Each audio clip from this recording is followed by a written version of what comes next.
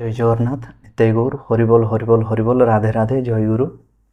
तो आज जो पवित्र भाववाणी श्री श्री ठाकुर अनुकूल चंद्रंकर भाव समाधि भितर जहाँ तांकर मुखर अनर्गल निस्तृत होउथिला से भाववाणी ओडिया रे जो अनुवाद होइछि से अनुवाद को आम पढ़िले लगे सते जेपरि ठाकुर आसीथिले आंभ मानकर कल्याण दिगरे आंभ मानकर उन्नति करिया पई सदा सर्वदा से आम पाखे पाखे अछंती। ये भावनाटी जाग्रत हो जाए सेतबेले जेतबेले ठाकुर कहते नाम जप भितर देइकिरी समस्त कर्म भितर देइकिरी नाम जप हुए। आज ठाकुरंकर से जो कर्म टॉपिक विषयटी आम आलोचना करिया जाउछे। सर्वप्रथमे से दयालंकर चरण रे आमे अनंत कोटि प्रणाम जणाइबा तथा समस्त गुरु गुरुजन माननकु सबु संप्रदायर गुरु माननकु आमे विनम्र प्रणति जणाइबा कहीं ना समस्त गुरु माननकर आशीर्वाद रे ही आम माननकर कल्याण साधन हो पारिबो। आउ जो जहा कथा कि भागवत रे लिखा है ए कर्मटी सुख दुख दाता संसारे अटे बलवंता। कर्मटी सुख आउ दुख आमको प्रदान करि थाए। ठाकुर कहिले देखे कर्म मनर प्रभाव रे शरीर और वाक्य दे जहाँ प्रकाश पाए ताहा ही कर्म। ठाकुर कहले कर्मटा जदि ठीक ठीक हुए ताहले हमर बंचिया बढ़िया उचित भाव रे हुए जहाँ फल के आम से प्रभुंकर श्रीचरण रे पदार बिंद को प्राप्त हो पारिबा। कार श्रीचरण कथा प्रभु कहिचंती, कार श्रीचरण कथा श्री ठाकुर अनुकूल चंद्र कहिले ना सेई कृष्णंकर श्रीचरण रे आमे जाई पहुँची पारिबा। कहा बल रे ना राधा नाम बल रे से नामटा को पुणी आहुरी साधना करने को हुए। ए साधना भितर जाइकरी जेतबेले आमे पहुँची जाऊ सेतबेले आमे ब्रह्म सहित आमर साक्षात्कार हो जाए। जेमती कि ओम ब्रह्म परम ब्रह्म से परम ब्रह्म सहित मिलवाई आमको जो साधना दरकार से साधना कर्म भितर होउथिबो ना शास्त्रानुमोदित कर्म भितर करने को ही पड़े। ठाकुर कहले मन प्राण भगवान ठारे पकई देई कार्य करी जा, तीव्र बेगर कार्य करी जा, पोड़ी पका माया मोह जलांजलि देई उठी जा। मोर मुँह को भल न पाइले कौन मुँह मिल जाए रे। जेपरि जड़ से परिचेतन समस्त को भगवान भावी अहं भावी प्रत्येक को भल पाइबा हुए। देख टिके विचार बुद्धि रखिया पई अहंगर परदा टिके रखिबा को हेबो, नहेले कार्य करिबु किपरि। जो अहं टिके थाए से टिकक नियार अहं जेते सब झिंटिका पोक जोक से डेई पड़े आउ पोड़ी मरबे आउ आनंद रे मुँह को पाइबे। ये जो कथा टिके अड़ुआ सूता परी लगे कहीं बुढ़ियाणी जाल जमी अड़ुआ सूता गोटे, किंतु जदि मंगटा को जड़े धरीदब ना आज्ञा से सब जाक अड़ुआ सूता को आराम से तार मन इच्छा से कार्य लगे दे पार। से सूता भी पुनर्बार कार्य लगी पारे। सहजिया है अड़ुआ सूता को सजाड़ाटा जदि गोटे खीयटा आम धरीपार। तेणु आमर जो पवित्र भाववाणी आलोचना हो पूर्वर जहाँकि धीरे धीरे एपर्यंत कर्म पक्षरे आसी पहुँचलानी सेतबले होउची आमे धीरे धीरे जानिबा ठाकुर किए कहीं आसीथिले कौन पे आसीथिले से कहीं गुरु रूप में आसिले। से तो डायरेक्ट आसी कही था मु हूँ ठाकुर तुम मैंने मोर सब शरणागति नहीं जा मु तुमको उद्धार करदेवी। से तो डायरेक्ट एक कथा न कही कहीं कहले जो मंत्र कहीं प्रदान कले कहीं से मन भितर समस्त को राधा राणीकर शरणापन्न हवा को कहीं कहले। यही लोक हुए तो एक कार्यक्रम शुणिक विरक्ति प्रकाश करुवे, विरक्ति प्रकाश करंतु पछे के आम शोई रहिले हबनी आज्ञा। एबे जाग्रत हो जावा, जाग्रत दिन हवा आज्ञा शोई पड़ा केतबेले आम जीवनटा सरीज शेष निद्रा हो तार किसी इयता ना। तेणु आज जागे उठा ठाकुर कहीं आसिले। आज जड़े आचार्यंकर गोटे वीडियो देखुली से आचार्य देव तो मुझे देखनी तो सी कहले जे नाम मात्रा आचार्य देव जो मैंने नाम को मात्र आचार्य देव आम जन कहना नारायण जनक ना से कौन वास्तविक नारायण। जदि से सत्कर्म करुथिबो जदि से ईश्वरीय शक्ति ता भितर थिबो ताले से नारायण प्रभुंकर से ଭକ୍ତ ହୋଇଯାଇପାରେ, ହୁଏତ ପ୍ରଭୁ ନିଜେ ସ୍ୱୟଂ ଆସିପାରନ୍ତି ତା ଭିତରେ ଦେଇକି, କିଛି କହିହେବନି। କିନ୍ତୁ ଗୋଟେ ନାମବାଚକ, ସେ କହିଲେ ନାମବାଚକରେ କେହି କେବେ ହେଲେ ଆଚାର୍ଯ୍ୟ ଦେବ ହୁଏନି। ଆଚାର୍ଯ୍ୟ ଦେବ ହେଉଛନ୍ତି ସିଏ ଯିଏକି ଚାଲିଚଳନ ଆଚରଣ ଚାଲିଚଳନ ଆଚାର ବ୍ୟବହାର ଭିତରେ ଦେଇକି ଯିଏ ସତ୍ ପଥରେ ଯାଆନ୍ତି ଆଉ ସତ୍ ପୁରୁଷଙ୍କୁ ଅନୁଗାମୀ କରନ୍ତି, ମାନେ ଅନୁଗମନ କରନ୍ତି। ତାଙ୍କ ସିଏ ଯାହା ଯାହା କହିଛନ୍ତି, ଯାହା ଯାହା ଶିଖେଇ ଦେଇ ଯାଇଛନ୍ତି, ସେଇ ପଥରେ ଯିଏ ପଥିକ ହେଇଯାଏ, ସବୁ ଠିକ୍ ଭାବରେ କଣିକାଏ କଣିକାଏ ସତ୍ ସତ୍ ଭାବରେ ଯିଏ କରିଚାଲେ, ସିଏ ହେଉଛି ବାସ୍ତବିକ ଆଚାର୍ଯ୍ୟ ଦେବ। କଥାଟି ବହୁତ ଭଲ ଲାଗିଥିଲା, କାହିଁକିନା ଯିଏ ଆଚରଣରେ ସିଦ୍ଧ, ଠାକୁର ଏଇତ ଗୋଟେ କଥା କହିଲେ, ସିଦ୍ଧ ନଏ ମନ୍ତ୍ର ଦେୟ ମରେ ମାରେ କରେ ହିଁ କ୍ଷୟ। ଆମେ ଏଠି କୌଣସି ଆଚାର୍ଯ୍ୟମାନଙ୍କୁ ଅପନିନ୍ଦା କରିବା ଉଦ୍ଦେଶ୍ୟରେ କହୁନେ, କିନ୍ତୁ ସେ ତାଙ୍କର ଯେଉଁ କଥାଟି ବହୁତ ଭଲ ଲାଗିଲା, ସେଥିପାଇଁ ଆପଣମାନଙ୍କ ସହିତ ସେୟାର କରିଦେଲି। ମୋତେ ପସନ୍ଦ ଲାଗିଲା, କାହିଁକିନା ଆମେ ଠାକୁର କହିଲେ ନା, ଅରୁଆ ଖାଇକି ରୁଆ ପିନ୍ଧି ମିଛି ମିଛିକା ସନ୍ନ୍ୟାସୀ ସାଜନେ, ସନ୍ନ୍ୟାସୀ ହେବାକୁ ଚେଷ୍ଟା କର। ସନ୍ନ୍ୟାସୀ ସାଜିବା ଭଲ ନୁହେଁ, କିନ୍ତୁ ସନ୍ନ୍ୟାସୀ ହେବା ସବୁବେଳେ ମଙ୍ଗଳ। ସନ୍ନ୍ୟାସୀ ହେବାକୁ ଚେଷ୍ଟା କର। ତେଣୁ ସତ୍ ପଥରେ ପଥିକ ହେବା, ଆମର କର୍ମଟା ହେଉଛି ସତ୍କର୍ମ। ତେଣୁ ଠାକୁର ଏଠି କହିଲେ କର୍ମଟା ହେଉଛି ଦୁଇ ଭାଗରେ ବିଭକ୍ତ କରାହେଲା, ଗୋଟେ ହେଉଛି ମୁକ୍ତ କର୍ମ, ଗୋଟେ ହେଉଛି ବଦ୍ଧ କର୍ମ। ନା ମୁକ୍ତ କର୍ମ କ'ଣ, ବଦ୍ଧ କର୍ମ କ'ଣ? ନା ମୋ ଘର, ମୋ ପିଲା ଛୁଆ, ମୋ ଗାଡ଼ି, ମୋ ଟଙ୍କା, ମୋ ଝିଅ, ମୋ ସ୍ତ୍ରୀ, ଏଇଟା ଯେତେବେଳେ ମୋର ଲାଗିଗଲା, ସେଠି ମୋହ ହେଇଗଲା, ଆମେ ବଦ୍ଧ ହେଇଗଲେ। ଯେତେବେଳେ କ'ଣ ନା ପ୍ରଭୁ ଆପଣ ସଂସାରଟିକୁ ମୋତେ ଦେଇଛନ୍ତି ଚଲେଇବା ପାଇଁ, ଆମେ ତ ସବୁ ଦାସନ ଦାସ ଆପଣଙ୍କ ସେବାରେ ଲାଗିଛୁ, ଆଉ ମୋ ଦ୍ୱାରା ଏଇ ପରିବାରଟିକୁ ଭରଣ ପୋଷଣ କରାହେଉଛି। ଆପଣ ହିଁ ପତ୍ନୀ ରୂପରେ ଆସିଛନ୍ତି, ଆପଣ ହିଁ ପୁତ୍ର ରୂପରେ ଆସିଛନ୍ତି, ଆପଣ ହିଁ କନ୍ୟା ରୂପରେ ଆସିଛନ୍ତି, ଆପଣ ହିଁ ପିତାମାତାଙ୍କ ରୂପରେ ଆସିଛନ୍ତି। ଆପଣ ଯାହା ଆମେ ଦେଖୁଛୁ ସବୁ ଆପଣଙ୍କ କୃପାରୁ ହେଇଛି। ମୁଁ ତ ଗୋଟେ ମାଧ୍ୟମ, ନହେଲେ ଆପଣ ତ ଆପଣଙ୍କର ସଂସାରଟିକୁ ଚଳାଉଛନ୍ତି। ମୋ ସଂସାର ରଥରେ ସାରଥି ମୁଁ, ମୋ ଜୀବନ ରଥରେ ସାରଥି ତୁ। ସେଇ କୃଷ୍ଣଚନ୍ଦ୍ର ଅର୍ଜୁନଙ୍କ ରଥରେ ସାରଥି ହେଇଥିଲେ, ପତାକାରେ ଧ୍ୱଜାରେ ବସିଥିଲେ ହନୁମାନ। କିନ୍ତୁ କର୍ଣ୍ଣର ଗୋଟିଏ ବାଣରେ ମାତ୍ର 6 ଇଞ୍ଚ ପଛକୁ ଘୁଞ୍ଚି ଯାଇଥିଲା, ସେଇଠି ତାଙ୍କୁ ବାହା ବାହା ପ୍ରଶଂସା କରିଥିଲେ କୃଷ୍ଣଚନ୍ଦ୍ର। ଆଜି ଯେତେବେଳେ ଅର୍ଜୁନଙ୍କର ସର କୋଷ କୋଷ ଦୂର ନେଇଯାଉଛି କର୍ଣ୍ଣଙ୍କର ରଥକୁ, ସେତେବେଳେ ଅର୍ଜୁନଙ୍କୁ ପ୍ରଶଂସା କରୁନାହାନ୍ତି ଶ୍ରୀକୃଷ୍ଣ। ଅର୍ଜୁନ ସେଠି ପଚାରୁଛନ୍ତି, ପ୍ରଭୁ ମୋ ରଥରେ ତ ସିଏ ଏତେ ଦୂରକୁ ପଳାଉଛି, ଆପଣ ପ୍ରଶଂସା କରିନଥିଲେ, କିନ୍ତୁ ତା ବାଣ ଟିକିଏ ଆସି ମୋତେ ମାତ୍ର 6 ଆଙ୍ଗୁଳି ପଛକୁ ନେଇଗଲା, ଆପଣ ତାକୁ ପ୍ରଶଂସା କରୁଛନ୍ତି? ନା ତମେ କ'ଣ ବୁଝିପାରୁନ, 3 ଲୋକର ଭାରକୁ ନେଇକରି ମୁଁ ବସିଛି ସାରଥି ହେଇ, ତମ ଧ୍ୱଜାରେ ବସିଛନ୍ତି ହନୁମାନ, ଏକାଦଶ ସ୍ୱରୂପ ଭଗବାନ ଶଙ୍କରଙ୍କର 52 ଭାର ଗଦାକୁ ନେଇକରି, ତଥାପି କର୍ଣ୍ଣଙ୍କର ବାଣ ତୁମ ରଥକୁ 6 ଆଙ୍ଗୁଳି ପଛକୁ କରିଦେଲା। ଏଇ କଥା ମାନେ କ'ଣ ନା ଆମର କର୍ମ ଯେତେ ଆମେ ସତ୍କର୍ମ ହେବା, ଆମକୁ ସେତେ ଉର୍ଜା ମିଳିବ।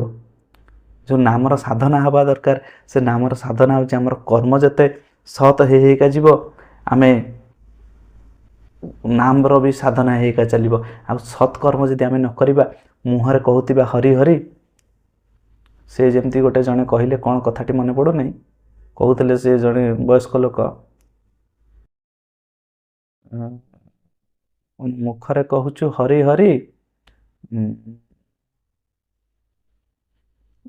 କ'ଣ ଅନ୍ତରେ ତୋର ଚିଙ୍ଗୁଡ଼ି ଘେରି, ନା କ'ଣ ଗୋଟେ ଏମିତି ଗୋଟେ କ'ଣ କହିଲେ, କଥାଟି ମୋର ଭୁଲିଗଲି। ନା ଯଦି ମନ ଥିବ ଆମିଷ ପାଖରେ, ତମେ ଏପଟରେ ବାବାଜୀ ବୈଷ୍ଣବ ହେଇଛ, ବିରାଡ଼ି ବୈଷ୍ଣବ, ସିଏ ହୁଏନି। ପ୍ରଭୁଙ୍କ ପାଖରେ ମନ ଧ୍ୟାନ ତଳେ ଆସିଯାଏ, ଇଏ ସବୁ ଯେଉଁ ଗେଟଅପ୍ ଚେହେରା ସିଏ ଅଟୋମେଟିକାଲି ଆସିଯାଏ। କାହିଁକିନା ଜଣେ ଯେତେବେଳେ ଗୋଟେ ଡ୍ରାଇଭର, ସିଏ ଯେତେବେଳେ ଗାଡ଼ି ପାଖକୁ ଧରିଛି, ତାର ଆପଣା ଛାଏଁ ଛାଏଁ ଗାଡ଼ି ଚାଲେ, ସବୁ ତାର ସେଇ କଥାରେ ମନ, କେଉଁ ଗାଡ଼ିଟା ଆଣିଲେ ଭଲ, କିଏ ମାଇଲେଜ ଦେଖାଉଛି ଅଧିକା, ସେ ସେଇ କଥା କହିବ। ଜଣେ ଯିଏ କୃଷ୍ଣ ଭକ୍ତ, ସେ ସବୁବେଳେ କୃଷ୍ଣ କଥା କହିବ। ଆରେ ଆଜି ଜାଣିଛ ନା, ଆଜି କୃଷ୍ଣଙ୍କର ଏଇ ଯେଉଁ ଟପିକଟା ଥିଲା ବହୁତ ବଢ଼ିଆ ଲାଗିଲା ଶୁଣିବା ପାଇଁ। ଆଜି କୃଷ୍ଣ ଗୋପାଳ ବାଳକମାନଙ୍କ ସହିତ କେମିତି ଖେଳୁଥିଲେ, ବ୍ରହ୍ମା ଆସିଲେ କେମିତି ତାଙ୍କୁ ନେଇଗଲେ, ତାଙ୍କୁ ସେ କର୍ମ ଭିତରେ ଭଲ ଲାଗେ। ଆଉ କେତେ ଜଣ ଅଛନ୍ତି ନା ସେ ଠାକୁରଙ୍କ କଥା କୁହନ୍ତି, ନା କାହା ସହିତ ଶତ୍ରୁ ହୁଅନ୍ତି, କାହା ସହିତ ମିତ୍ର ହୁଅନ୍ତି, କିଛି ନାହିଁ, ନିଜ କର୍ମ କରି ଚାଲନ୍ତି, କେବେ ହେଲେ ମୁଖରେ ଟିକେ ବି ରାମ ନାମ କରନ୍ତି। ଆଜ୍ଞା ସେ ଜୀବନ ବି ବେକାର। ଆପଣ କର୍ମ କରନ୍ତୁ, କର୍ମ ଭିତରେ ନାମର ସାଧନା ହେବ। କର୍ମ ଭିତରେ କେଉଁଭଳି ଭାବରେ ନାମ ସାଧନା ହେବ ସେଇ କଥାଟି ଠାକୁର ଏଇ ଯେଉଁ କର୍ମ ଟପିକ୍ ଉପରେ କହିଛନ୍ତି। ପାପ ଆଉ ପୁଣ୍ୟ କ'ଣ, ଅଧଗତି ଆଉ ଉର୍ଦ୍ଧ୍ୱଗତି ସବୁ କର୍ମ ଅନୁସାରେ ହିଁ ହୋଇଥାଏ। ତେଣୁ କର୍ମ ହେଉଛି ଆମର ଯେପରି ହେବ ଆମକୁ ପାପ ବି ମିଳିବ, ଆମକୁ ପୁଣ୍ୟ ବି ମିଳିବ। ଆଉ ପାପ ପୁଣ୍ୟର ଫଳକୁ ଆମେ ଭୋଗ କରି ପୁଣି ଏ ଧରାଧାମକୁ ଆସିଯିବା। କିନ୍ତୁ ପାପ ଆଉ ପୁଣ୍ୟର ଊର୍ଦ୍ଧ୍ୱରେ ଆଉ ଗୋଟେ ଜିନିଷ ହେଉଛି, ସେ ହେଉଛି ଶରଣାଗତି ଭଗବାନଙ୍କର। ନା ସେଠି ପାପ ସାଥ ଦିଏ, ନା ସେଠି ପୁଣ୍ୟ ସାଥ ଦିଏ। ତାହେଲେ ସେଠି ସାଥ ଦେଉଛି କିଏ? ଆମର ପାପ ତ ଦେବନି, ପୁଣ୍ୟ ତ ଦେବନି।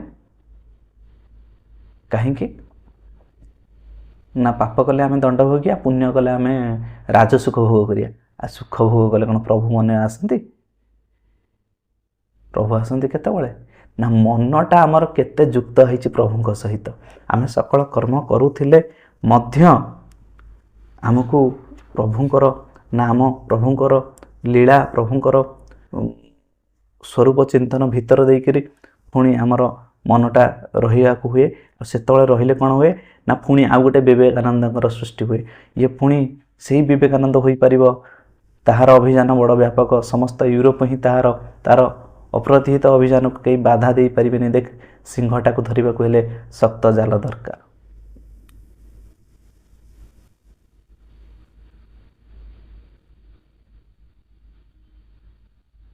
ଦେଖ, ଏଇ ନାରାୟଣ ଦେବଙ୍କର ଜାତିଭେଦ କିଛି ନାହିଁ। ନାରାୟଣ କଥା କହିଛନ୍ତି, ଭଗବାନ କଥା କହିଛନ୍ତି ଠାକୁର ଅନୁକୂଳ ଚନ୍ଦ୍ର। ତେଣୁ ଆମେ ଆଜି ପର୍ଯ୍ୟନ୍ତ ବୁଝିନେ ଯେ ଠାକୁର ଅନୁକୂଳ ଚନ୍ଦ୍ର କିଏ, କାହିଁକି ଆସିଲେ, କ'ଣ ପାଇଁ ଆସିଲେ। ଖାଲି ଆମେ ବଡ଼ ଆମର ଯେଉଁ ଗୁରୁ ଗୁରୁଜନ ମାନେ ଥିଲେ ସେଇମାନେ ଏଇ କାର୍ଯ୍ୟ କରି ଚାଲିଛନ୍ତି, ଆମେ ସେୟା କରି ଚାଲିବା। ବାସ୍ତବିକ ଆମେ ତାଙ୍କୁ ବୁଝିଲେ ନାହିଁ। ଆମେ ତାଙ୍କୁ କର୍ମମୟ ପୁରୁଷ, କର୍ମ ଭିତର ଦେଇକରି ତାଙ୍କର ସେ ଯେଉଁ ଜୀବନଶୈଳୀଟାକୁ ଆମେ ବୁଝିଲେ ନାହିଁ। ଆମେ ଖାଲି ଉଚ୍ଚା ଆବାଜରେ ମାଇକ୍ ଲଗେଇକରି ତର୍କ ବିତର୍କ ଦେଇକରି ଠାକୁରଙ୍କର ଯେଉଁ ସଦାଲୋଚନା ଭିତରେ ଜୀବନ ଚାଲିଗଲା। କିନ୍ତୁ ମାନେ ଇଏ ଠାକୁରଙ୍କୁ ଡାକିକରି ଏଇ ପ୍ରକାର ସୁବିଧା ପାଇଥିଲେ, ସିଏ ଠାକୁରଙ୍କୁ ଡାକି ସେଇ ପ୍ରକାର ସୁବିଧା ପାଇଥିଲେ ନା। ସିଏ ତ ସୁବିଧା ପାଇଲେ, କିନ୍ତୁ କେଉଁ କର୍ମ କରିଥିଲେ, କେଉଁ ପ୍ରକାରେ ଯାଇଥିଲେ, ଠାକୁରଙ୍କ ବାକ୍ୟ ମାନିଥିଲେ। ଏରେ କ'ଣ କ'ଣ ମାନିଥିଲେ? ଆହାର ନିଦ୍ରା ମୈଥୁନ ସମସ୍ତଙ୍କ ଭିତରେ ଅଛି। ସେ ସମସ୍ତଙ୍କ ଭିତରେ ଆହାର ନିଦ୍ରା ମୈଥୁନ ହେବ, ସବୁ ପ୍ରକାର କାର୍ଯ୍ୟକ୍ରମ ଚାଲିବ, ସବୁ ପ୍ରକାର ଜୀବନ ଶୈଳୀ ଚାଲିବ। ତା ଭିତରେ ଦେଇକରି ସତ୍ କର୍ମ କରୁଥିବା ମାନେ ଗୁରୁଙ୍କର ନିର୍ଦ୍ଦେଶ ଅନୁସାରେ ମୁଁ ଅକ୍ରୋଧି, ମୁଁ ଅମାନି, ମୁଁ ନିରଳସ, କାମ ଲୋଭ ଜିତି ବସି, ମୁଁ ଇଷ୍ଟ ପ୍ରାଣ ସେବା ପଟୁ, ଅସ୍ତି ବୁଦ୍ଧି ଯାଜନେତ୍ର, ଉଦ୍ଦୀପ୍ତ ଶକ୍ତି ସମୃଦ୍ଧ, ପ୍ରେମ ପୃଷ୍ଟ, ଚିରଚେତନ, ଅଜର ମୋର, ମୋତେ ଗ୍ରହଣ କର, ମୋର ପ୍ରଣାମ ନିଅ। ଆଜ୍ଞା ଏତକ ଯଦି ଆମେ ହେବା ତାହେଲେ ପ୍ରଭୁ ଆମର ପ୍ରଣାମୀଟାକୁ ସ୍ୱୀକାର କରିବେ।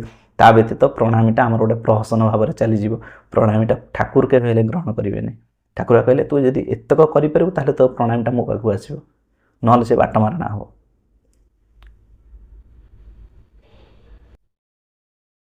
ପ୍ରଣାମୀ ହୃଦୟ ସହକାରେ ଆମେ ଅନ୍ତରରେ ପ୍ରଭୁଙ୍କ ପାଖରେ ନିବେଦନ କରୁ।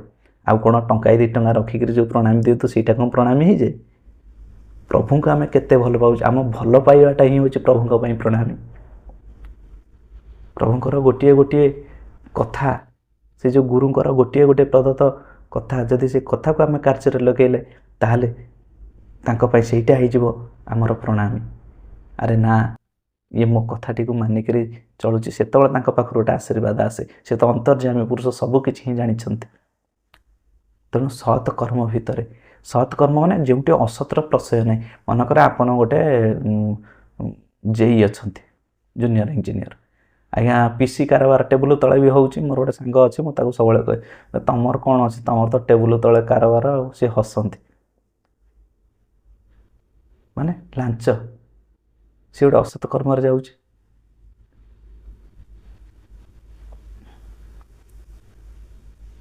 ଦୁଃଖେ ସଞ୍ଚିତ ଯେତେ ଧନ, ସେ ସୁଖେ ନୁହେଁ ପ୍ରୟୋଜନ। ଆମେ କାହାକୁ ଦୁଃଖେ ସଞ୍ଚିତ ଯେତେ ଧନ ମାନେ ଅନ୍ୟମାନଙ୍କୁ ଦୁଃଖ ଯାତନା ଦେଇକରି ଆମେ ଯେଉଁ ଧନଟା ଅର୍ଜନ କଲେ ସିଏ ଆମର କୌଣସି ସୁଖରେ ବି କାର୍ଯ୍ୟରେ ଲାଗିବନି, ବରଂ ସେ ଅର୍ଥକୁ ଆଣିଲେ ଆମ ପାଖକୁ ବି ସେଇ ଦୁଃଖ ଗୁଡ଼ାକ ମାଡ଼ିକରି ଆସିବ। ଆଜ୍ଞା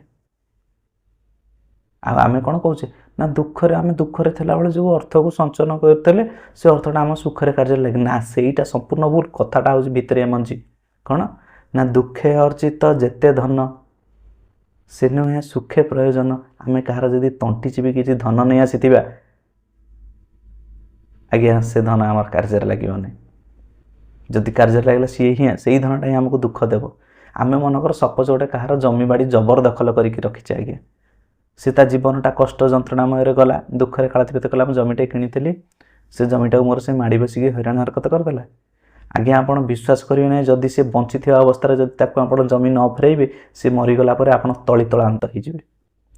ଏଇଟା ଗୋଟେ ଲେଖିକି ରଖନ୍ତୁ, ଯଦି ନ ହେଇଥିବ ତାହେଲେ ମୋତେ କହିବେ। ତଳିତଳାନ୍ତ ହେଇଯିବେ। ତେଣୁ କାହାର ଜମିଟାକୁ ଜବରଦଖଲ କେବେ କରିକି ରଖିବେ ନାହିଁ, କାହାର ଅର୍ଥକୁ ଜବରଦଖଲ ବି ଆଣିକି ରଖିବା କଥା ନୁହେଁ। ଅନ୍ୟାୟରେ ଯେତିକି ଧନ ସଞ୍ଚୟ ସିଏ ଆଜ୍ଞା ଆମକୁ ଆହୁରି ତଳିତଳାନ୍ତ କରିବ। ଆମର କର୍ମଟା ହେଉଛି ସତ୍କର୍ମ ଭିତରେ ଯେଉଁ କର୍ମ ଆଜି ଆରମ୍ଭ କରିବୁ ତାହା ଅନନ୍ତ କାଳ ଚଳିବ, ପୁଣି ଅନ୍ତରରେ ମିଶିଯିବ। ଯଦି ସତ୍କର୍ମ କରିବୁ ତାହା ଆମକୁ ଊର୍ଦ୍ଧ୍ୱକୁ ନେଇଯିବ, ଆଉ ଯଦି ଅସତ୍କର୍ମ କରିବୁ ତାହେଲେ ସେ ଆମକୁ ଆହୁରି ନର୍କଗାମୀ କରେଇଦେବ। ତାହା ତୁ କରିଯା, ତୋର ତ ବିବେକ ଅଛି, ଏଭଳି ବୋକା ହେଲେ ଚଳିବ। ଯେଉଁଠାରେ ଚିନ୍ତା ଶକ୍ତିର ବିନାଶ ହୁଏ ସେଠାରେ ପଚାରିବା ଦରକାର, ଅନ୍ୟର ସାହାଯ୍ୟ ନେବା ଦରକାର। କର୍ମ ଦରକାର, ଯେତେ କର୍ମ ସେତେ ଅଗ୍ରସର। ଧୀର ହୋଇ ଲାଗିଯିବାକୁ ହୁଏ। ଗୋଟିଏ କଥା ଅଛି, slow and steady wins the race. ଧୀର ବାଣୀ ପଥର କାଟେ। କର୍ମ ନ କଲେ ପେଟ ପୋଷିବା ମଧ୍ୟ କଷ୍ଟ ହୋଇଯାଏ। ପେଟ ନ ପୁରିଲେ କ'ଣ ଧର୍ମ କର୍ମ ଆସେ? ଦେଖ, ଗୋଟିଏ କଥା ଅଛି, ହାତ ଗୋଡ଼ ଅଙ୍ଗ ପ୍ରତ୍ୟଙ୍ଗ ପେଟ ଉପରେ ରାଗ କରି ତାହାକୁ ଖାଇବାକୁ ଦେବା ବନ୍ଦ କରିଦେଇଥିଲେ। ତା ଫଳରେ କ'ଣ ହେଲା? ହାତ ଗୋଡ଼ ଆଗେ ଶୁଖିଯିବାକୁ ଲାଗିଲେ। ଯେଉଁ କଥାଟି ଆମର ଗୋଟେ ନଥିଲା, ପେଟ କଥା, ଇଂଲିଶରେ ଗୋଟେ ଥିଲା, ଗୋଟେ ପ୍ରୋଜ୍ ଗୋଟେ ଆମେ ପଢ଼ୁଥିଲୁ ପିଲାବେଳେ। ଆଜ୍ଞା ସମସ୍ତେ କହିଲେ ପେଟଟା ସବୁବେଳେ ଖାଉଛି, ଆଉ ସିଏ ଖାଲି ମୌଜ ମଜଲିସ୍ କରିବେ, ଆମେ କଷ୍ଟ କରିବୁ ଆଉ ପେଟକୁ ଖାଇବାକୁ ଦେବାନି। ତାପରେ ଧୀରେ ଧୀରେ ସବୁ ସଂରକ୍ଷଣ ହେଇଥିଲେ। ଠାକୁର ବି ସେଇ କଥାଟା ବି ଏଥିରେ ବି ଏଇ ପୁସ୍ତକ ଭିତରେ ବି ବର୍ଣ୍ଣନା କରିଛନ୍ତି। କେବଳ ଚିନ୍ତାରେ କାର୍ଯ୍ୟ ହୁଏନି, କର୍ମ କରିବାକୁ ହୁଏ। ଖୁବ୍ ଖାଇବୁ, ପୂର୍ଣ୍ଣ ବେଗରେ କର୍ମ କରିବୁ, ଆଉ ନାମରେ ବୁଡ଼ି ରହିବୁ। କାହିଁକିନା ଶରୀର ମାଧ୍ୟ ଧର୍ମ ଫଳ ନାସ୍ତି, ଜାଣିଛନ୍ତି ଠାକୁର ବି କହିବା ଭିତରେ କଥା ଛଳରେ କ'ଣ ନା ଯଦି ଶରୀର ନ ରହିବ, ଶରୀରକୁ ପୋଷଣ ଦରକାର କେଉଁଠି? ଖାଦ୍ୟରେ। ତେଣୁ ଖୁବ୍ ଖାଇବୁ, ପୂର୍ଣ୍ଣ ବେଗରେ କର୍ମ କରିବୁ, ଆଉ ନାମରେ ବୁଡ଼ି ରହିବୁ। ଖାଦ୍ୟ ବି ଖାଇବୁ ସେଇଭଳିଆ, କ'ଣ କେଉଁ ଭଳିଆ ଖାଇବ? ସାତ୍ତ୍ୱିକ ଆହାର ଭୋଜନ କରିବୁ। ସାତ୍ତ୍ୱିକ ଆହାର ଭୋଜନ କଲା ପରେ ପୂର୍ଣ୍ଣ ବେଗରେ କର୍ମ କରିବୁ। ନା ଆମର ଯାହା ସବୁ କର୍ମ ଅଛି ସତ୍କର୍ମ, ସେ ସତ୍କର୍ମ ଭିତରେ ଯିବୁ, ଆଉ ନାମ ଭିତରେ ବୁଡ଼ି ରହିବୁ। ଏହା ତିନିଟା ଜିନିଷ। କର୍ମ କରିବ ସତ, ଖାଇବ ବି ଆଜ୍ଞା ଭୋଜନ ଶୁଦ୍ଧ ନହେଲେ ଭୋଜନ ସିଦ୍ଧ ହୁଏ ନାହିଁ। ଭୋଜନ ଶୁଦ୍ଧ ହେବା ଦରକାର। ଭୋଜନ ଯଦି ଶୁଦ୍ଧ ହୁଏ, ଭଜନ ସିଦ୍ଧ ହୁଏ। ତେଣୁ ଭୋଜନ ଆଉ ଭଜନ ପରସ୍ପରର ପରିପୂରକ। ଯଦି ଆମେ କିଛି ଖରାପ ଖାଦ୍ୟ ଖାଇବା, ଆଜ୍ଞା ପେଟରେ ତ ମନ ଯନ୍ତ୍ରଣା ହେଲା, ଦେହ ଖରାପ ହେଲା, ସେତେବେଳେ ନାମ ଧ୍ୟାନ କେଉଁଠି କରିବେ ଆଜ୍ଞା? ତେଣୁ ଶୁଦ୍ଧ ଆହାର ଭୋଜନ କଲେ, ଆଉ କର୍ମଟା ବି ସତ୍ କର୍ମ। ଆଉ ଖାଲି ବସି ନାମ ଧ୍ୟାନ କଲେ, ଗୋଟେ ଜାଗାରେ ବସିବା ନାମ ଧ୍ୟାନ କରିବା, ପରିବାର ପୁଣି ଚଳିବ କେମିତି? ସଂସାରର ଚଳିବ କେମିତି? ନହେଲେ ସେ ତ ପୁଣି ଘରେ ଆହୁରି ଅଶାନ୍ତି ହେଇଯିବ ଆଜ୍ଞା। ଠାକୁର କହିଲେ ଗୋଟେ ନିଜ ଘର ଭିତରେ ପ୍ରଥମେ ନିଜ ମନରେ ଶାନ୍ତି ଦରକାର, ତାପରେ ପରିବାର ଭିତରେ ଶାନ୍ତି ଆଣିବା ଦରକାର, ତାପରେ ସାହି ପଡ଼ିଶାଙ୍କ ଭିତରେ ଶାନ୍ତି ଆଣିବା ଦରକାର, ତାପରେ ଗୋଟେ ଗାଁ ଗଣ୍ଡା ଭିତରେ ଶାନ୍ତି ଆଣିବା ଦରକାର। ଏ ଶାନ୍ତିଟି ଆଜ୍ଞା କେମିତି ଆସିବ? ନା ନାମ, ପ୍ରଭୁଙ୍କର ନାମ ଭିତରେ ଦେଇକରି ଶାନ୍ତିଟି ଧୀରେ ଧୀରେ ପ୍ରବେଶ କରେ ନିଜ ହୃଦୟ ଭିତରକୁ। ଏଇଭଳି ଭାବରେ କଥା, କର୍ମ ଭିତରେ ଦେଇକରି କଥା।